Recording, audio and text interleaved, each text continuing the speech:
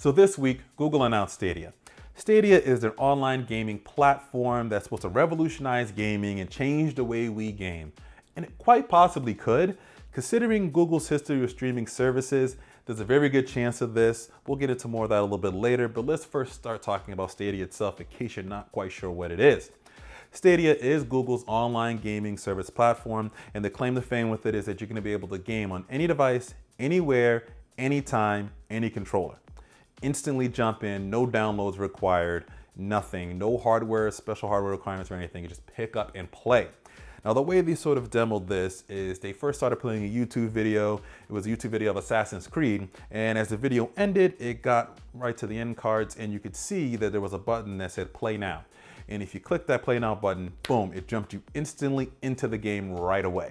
Now, you can sit there and play and continue playing along, but let's say you want to change what you're playing on. Let's say you're playing on maybe your desktop computer and you want to move over to your laptop or maybe a Chromebook. They showed sort of gaming on a Chromebook. Apparently, there's little hardware acceleration with that. Everything's being done in the cloud. Now, they went from the Chromebook and they jumped right over to a Pixel if you want to run it on your phone, and it kind of instantly went from where you stopped right on the Chromebook and started begin playing the same game, same place, right on your Pixel, right on your smartphone. Pretty cool. And then it went from there, and let's say you want to come home and you're ready to play on the big screen. It used a TV that has Chromecast, and you're able to Chromecast and continue playing that game right along there. So you kind of get the idea here of sort of being able to connect and go anywhere you are and just keep it moving. Now, there are no special hardware requirements for this. There are no specific controllers. You can use any controller you want to. The traditional keyboard and mouse, you want to use a PlayStation controller, Xbox controller, or another PC controller, you should be able to use that on here as long as they can connect to your PC, to whatever device you're using it with, and pick up and play the game. They want you to be able to do that. But they do have a specific controller that gives you the best experience. They did show off the Stadia controller. The controller looks very similar to pretty much a cross between a PS4 and Xbox controller. I think it leans a little bit more towards the Xbox side of things. Typical standard controller that you see with it, but the controller is Wi-Fi, so you'll be able to connect to it, and the controller is going to be able to connect to whatever display, detect what display you're playing the game on, connect via Wi-Fi, and connect to the game, give it those same controls without any input lag at all, according to Google with the Stadia controller. Interesting there. Next thing is that they have a couple of special buttons with it. For one button, which is your capture to share with on YouTube. Obviously, you're going to have that, and they really leverage YouTube here, and we'll talk about a couple of the features that they really are trying to push YouTube to kind of carry this platform.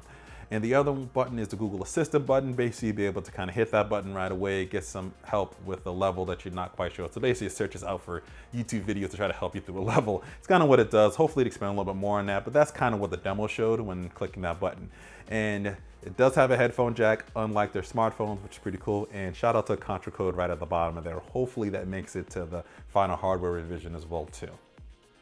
Now, when they started talking about visual quality as games while you're streaming them, Google is promising right now that you can do 1080p 60 with this, but they're promising at launch to be able to do 4K 60p HDR in terms of resolution for all the games, or the games that will be able to support that. And then in the future, up to 8K resolution, kind of a little bit down the line is their sort of claim here.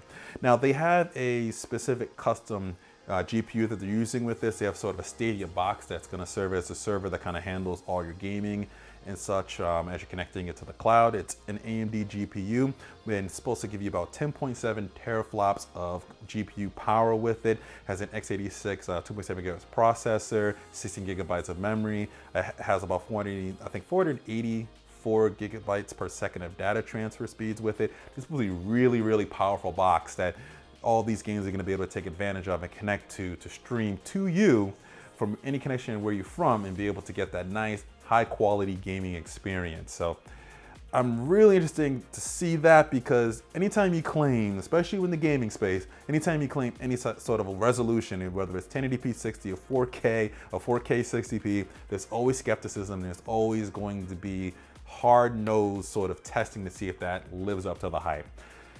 I'm not quite sure if they're going to be able to live with the 4K 60p thing at launch, but if they can at least get 1080p 60 to start off, I think they'll be in a pretty good space with that. Now let's talk about a couple of the features that they're sort of using to leverage YouTube, and specifically YouTube content creators, and be able to sort of interact with users while they're watching a game using the Stadia platform. One of them being is the crowd share feature or crowd play feature. Basically with that, you're going to be able to sort of start playing a game, and then you're going to see a little join button at the bottom, and you're actually going to be able to join in a queue to play against your favorite creator. So it's going to give you sort of that interactive sort of element with it, and be able to kind of game with the gamers that you like to watch playing games with. That's pretty cool. The other thing is going to be the share state feature. So basically what this does is you're going to be able to share a moment within the game, a specific moment that you want to share, and it's going to be able to save everything in that state. So everything from, you know, the world, the inventory, items, health, whatever that is, you'll be able to share that out just via a Stadia link. And then anyone that wants to click on that, be able to click on that, open it up, and start playing right from that position as well too. So two very interesting ways of being able to share content and be able to connect with your audience if you're a YouTube content creator. Right now, there isn't any sort of pricing with this. There isn't any sort of announcement of an actual launch date other than launching in 2019. So it's launching this year, but no specific dates on that, no type of pricing or anything else. It's kind of vague beyond what we kind of saw from the GDC conference or their announcement of this. So we don't have too much else to kind of go on. I am skeptical, and I think a lot of people are going to be skeptical about it, especially the claims of being able to play at 4K 60p with HDR and 1080p 60 for that matter as well too. And it has to really launch at that, or at least 1080p 60 like I said earlier, or people are just not going to accept that at all. If it launches well at that point, it's got a really good chance with that. Really interested to see what type of internet connection speed you're going to need, because obviously you're going to need a certain speed to be able to play these games at a nice sort of frame rate. And, you know, what's the cost of this going to be? Is it going to be one size sort of, you know, one price fits all model? It's going to be freemium model? Are you going to pay per game with this? There's a lot that they kind of left more questions than answers than sort of announcing this. I imagine we're going to hear more of this when we go into the summer and E3. We're going to hear a little bit more. I just wish we kind of had more. I am excited for the platform, and I do believe that Google can pull this off, because if you take a look at when they purchased YouTube and where they took YouTube to, and also YouTube TV, they are very successful in streaming platforms like this. And it makes sense to sort of take gaming into the streaming level, very similar to Netflix. Now, we've seen other platforms with this. Sony has PlayStation Now, but that's tied to a PC or a Sony PlayStation hardware, and it's only Sony's sort of licensed games within it. And we know Xbox is probably going to announce their streaming service as well too. And what's cool about that is they're definitely going to leverage not only their Xbox, but all these Windows 10 devices that are out here. And they'll most likely use Mixer as well too, sort of compile that in a way to compete against Twitch and YouTube, sort of in that sort of that game creator space.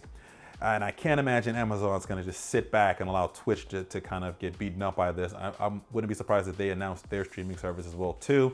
Apple's going to announce something later down the road. Everybody's sort of jumping into this streaming service with gaming. It's kind of the new big thing, especially because you can do it on mobile and on any device right now. With internet connection, it's going to probably be able to kind of connect with this in some way. This is sort of the new big thing, new big way to make things software as a service or SaaS. You probably have heard before, we interact with all those services now, so it makes sense that gaming sort of enters into this realm. It's just going to be who does it best, who does it well enough, and can it, you know, can it be viable?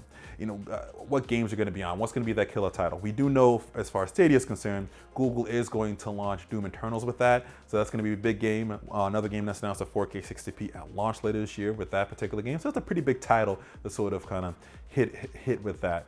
What is Nintendo going to do with Nintendo Online? Are they going to add some more things to this as well too? I think the era of being tied to hardware is definitely starting to dwindle, and people are just going to want to be able to pick up and play their games and not need to worry about specs or anything like that. They just want to click and play, just like they do with a simple Facebook game, a simple mobile game.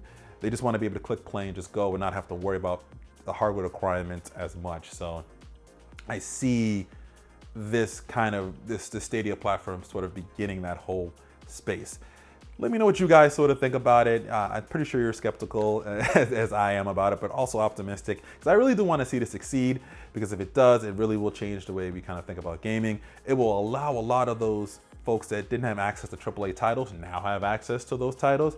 And I think the big thing is it's going to allow game developers that we're stuck in either having to pretty much put their game on a PC, which could possibly get popular, but you have to go through the Steam platform, hope to get a little bit better, or you went through a console and there's a lot of rules and restrictions with that kind of hinder what they could possibly do with the game. With Stadia probably accepting any game that kind of comes through, this could really open it up for more creativity, more games, and even more sort of new titles sort of coming out there, which gives us more things to play with. So I am excited for it here. I'm looking forward to hearing more about this. Share your thoughts below. Let me know what you guys think about Stadia.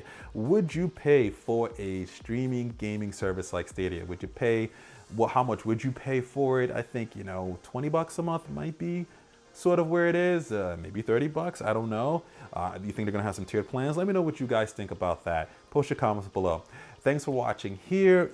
Definitely connect with us on all social networks and everywhere else that we are. You can find the links in the description. And always remember to live your tech world in high definition.